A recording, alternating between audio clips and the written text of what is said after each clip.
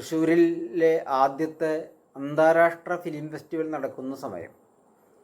അതിൽ ഫെസ്റ്റിവൽ സിനിമകൾ കളിക്കുന്ന ഒരു സ്ഥലം തൃശ്ശൂർ സ്വപ്ന തിയേറ്ററാണ്. സ്വപ്ന തിയേറ്ററിലേക്ക് ഞാൻ പോകുമ്പോൾ, സ്വപ്ന തിയേറ്റർ ഇന്നില്ല, അതിന് മുമ്പിൽ ഒരുപാട് പെട്ടിക്കടകളുണ്ട്, ആ പെട്ടിക്കടകളും ഇന്നില്ല. തിയേറ്ററിലേക്ക് പോകുമ്പോൾ അതിൻ്റെ മുമ്പിലുള്ള ഒരു പെട്ടിക്കടയുടെ മുമ്പിൽ എൻ്റെ മകളുടെയും മകൻ്റെയും പ്രായമുള്ള ഒരു പെൺകുട്ടിയും ആൺകുട്ടിയും ഭിക്ഷ യാചിക്കുന്നത് കണ്ടു. സ്വാഭാവികമായി ഞാൻ അവർക്ക് എന്തോ കൊടുത്ത് ഞാൻ തിയേറ്ററിലേക്ക് പോയി. കാരണം ആ പ്രായത്തിലുള്ള കുട്ടികൾ ഭിക്ഷ യാചിക്കുന്നത് സർവ്വസാധാരണമാണ്.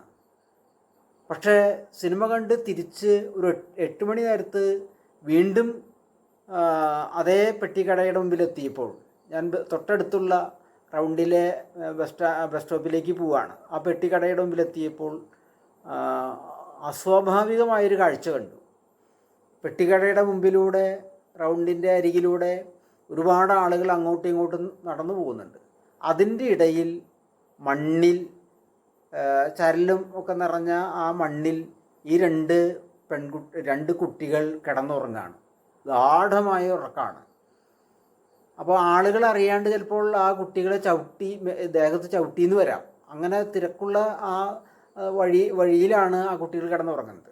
ആ 8 മണി നേരത്തുള്ള തിരക്കുള്ള സമയത്ത് ആ പെട്ടിക്കടയുടെ മുമ്പിലുള്ള ആ കുട്ടികളുടെ ഉറക്കം വളരെ അസ്വാഭാവികമായി തോന്നി. അവർ ഏതെങ്കിലും കടയിൽ നിന്ന് വാങ്ങിക്കഴിച്ച, അല്ലെങ്കിൽ ആരെങ്കിലും അവർക്ക് കൊടുത്ത ഭക്ഷണത്തിൽ എന്തെങ്കിലും മയക്കുമരുന്ന് കലർന്നിട്ടുണ്ടോ, അതുകൊണ്ടാകുമോ ആ നേരത്ത് അവരെങ്ങനെ ബോധം കെട്ടതുപോലെ കുട്ടികൾ കിടന്നുറങ്ങുന്നത് എന്നുള്ള ഒരു ആശങ്ക എനിക്കുണ്ടായി.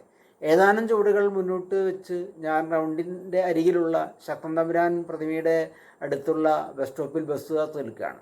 ഓണം വരാൻ 2 ദിവസമേ ഉള്ളൂ. നഗരത്തിൽ ഫെസ്റ്റിവലിൻ്റെ ഭാഗമായിട്ടുള്ള ആഘോഷങ്ങളും വരാൻ പോകുന്ന ഓണത്തിൻ്റെ ഭാഗമായിട്ടുള്ള ഉത്സാഹത്തിമിർപ്പുകളൊക്കെ ഉണ്ട്.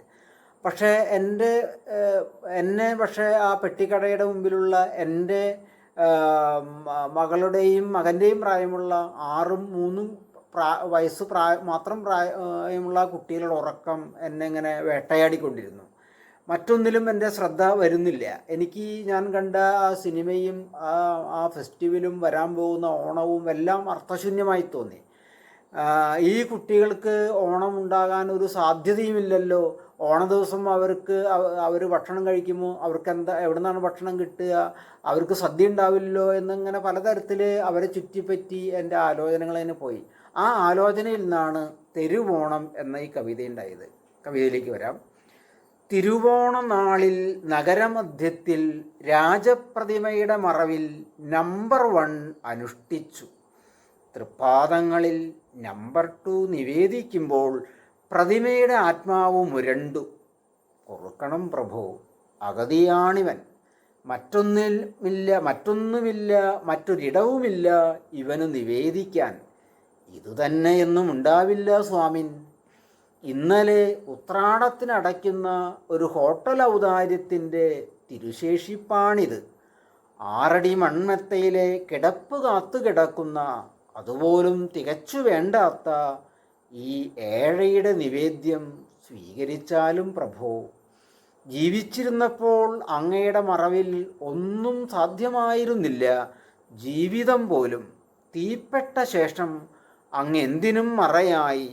മറയുടെ പൊരുളും മറപ്പുരയുടെ ഇരുളുമറിഞ്ഞവനെ ലോകാസമസ്ത സുഗന്ധോ ഭവന്തു. തെരുവോണം. നന്ദി.